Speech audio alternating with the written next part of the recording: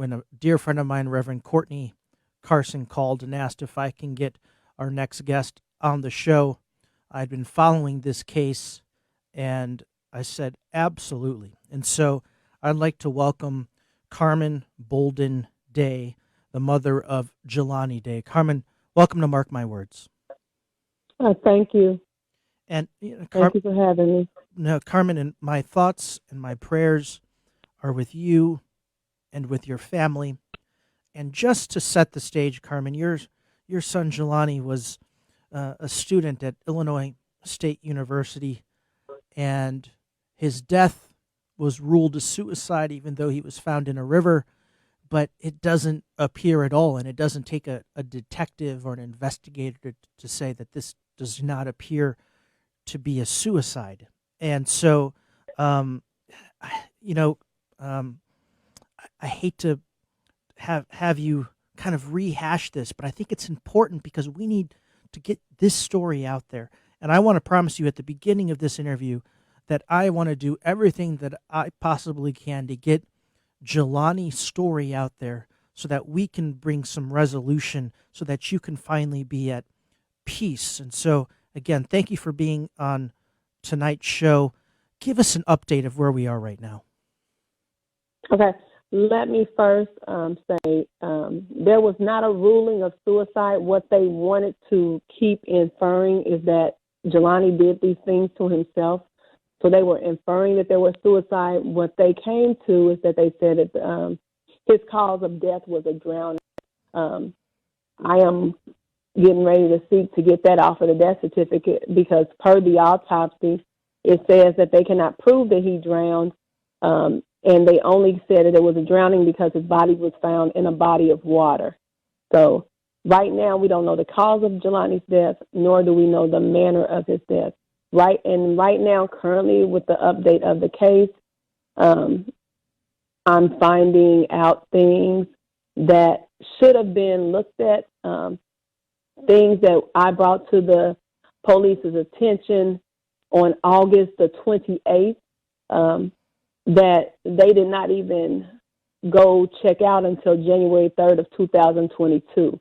So there has been a lack of concern with Jelani's case. And, of course, if you wait 5 months to go look for some evidence that I obviously told you that there was something that you should be looking at, now the video has been recorded over, everything. And what I'm referring to is that on August 28th,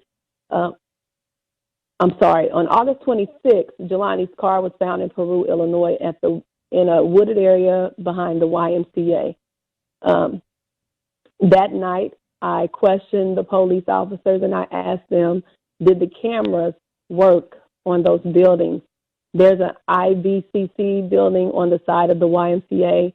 I was told there were no cameras there, and I was told that the cameras at the YMCA did not work. However, that was not true. On September 4th, the day that a body was found in the Illinois River, myself and my family, we were all there in Peru, and we went back to the YMCA. That would have been my third time at the YMCA conducting a search. And on that day, I went into the YMCA to ask about the cameras, and they did, in fact, work. On those cameras, during the time that could have been when Jelani's car was placed in that wooded area, we saw a vehicle that rode into the parking lot. I made the police aware. I downloaded the video. I gave it to the police. We recorded on our phones. We sent it to the detectives. Just recently in a case review, it was told to me that the police did not even go back to the YMCA because they sent a patrol officer there, and the patrol officer said the video camera did not work, and that was not true. So when I asked them, did you get the video? At this point, the video is no longer in existence because the YMCA has now recorded over, which is what businesses do. They record after 60 days, 30 days, 90 days.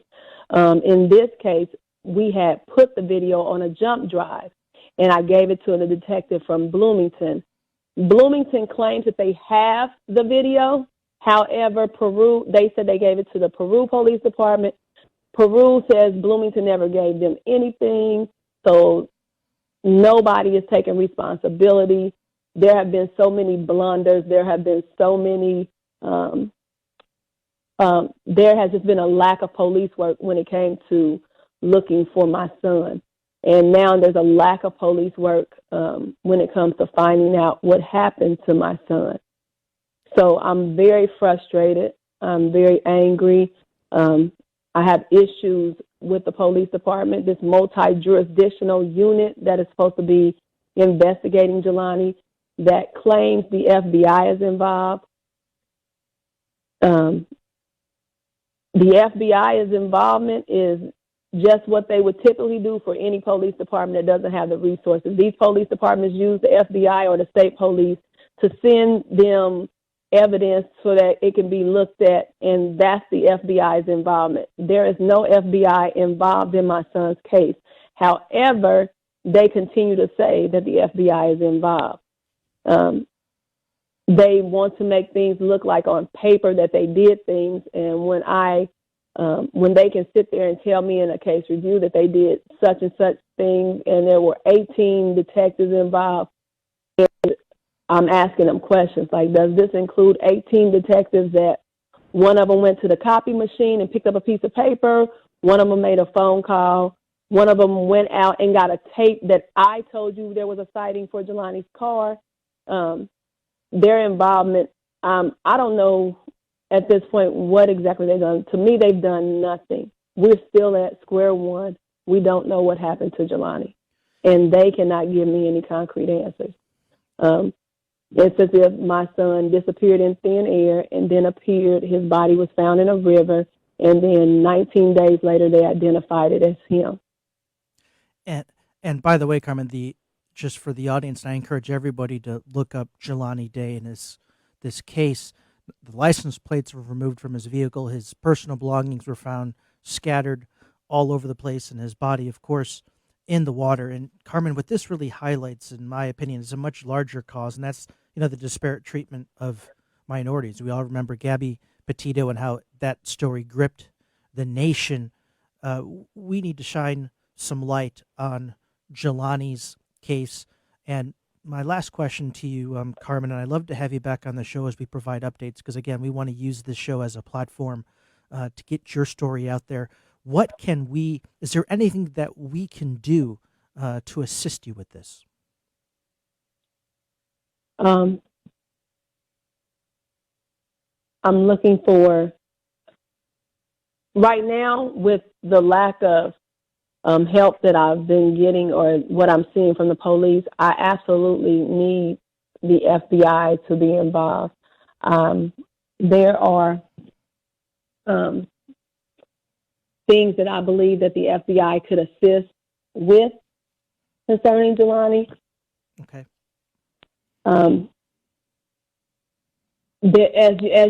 Like you stated, there's disparity in the case. Had Jelani been a white male, I believe that there would have been more attention brought to his case, and even sooner. As you've seen with Gabby Petito, her parents report her missing, and within 72 hours they find her, and her family has closure. I didn't get that same opportunity.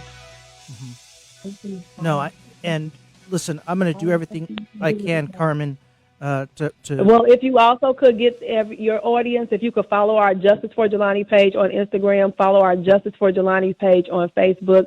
If you can call those numbers of those individuals that we are seeking to help us, that would be the Peru Police Department, the alderman, the mayor, the chief. If we could just get people to make those phone calls, send those emails for us, I would appreciate that.